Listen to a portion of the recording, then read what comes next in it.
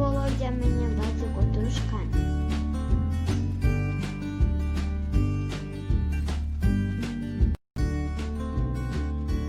Алар ар жактан бир нерсенин түшкөндөй болгонун угушту.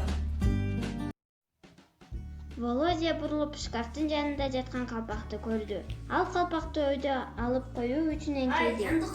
Вадик жакын келип калпакты карай баштады. Күтпөгөн жерден калпак түз эле аны карай жылды. Вадик дивандын үстүнө чыга качты. Володя анын артынан диванга секирип чыкты.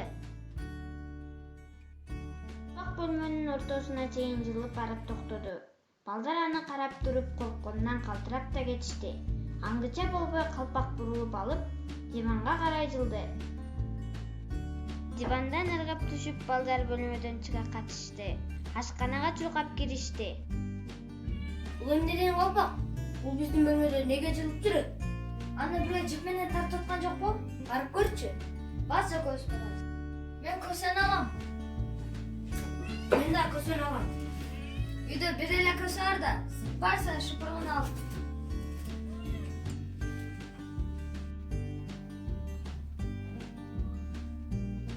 Калпак каяка кеткен? Эне осогун жанында турат. Коркук экен.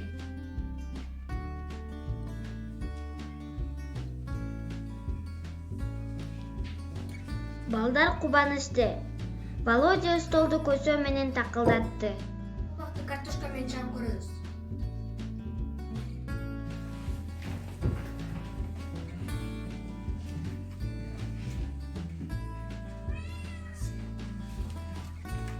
Алар калпакты картошка менен ура башташты. Вадиктин урганы тийгенде калпак өйдө ыргып кетти. Васька. Кужум. Калпактын астында не калды? Васька такыр жооп берген жок. Ал кырылдап, жарыктан көздөрүн жылжытты.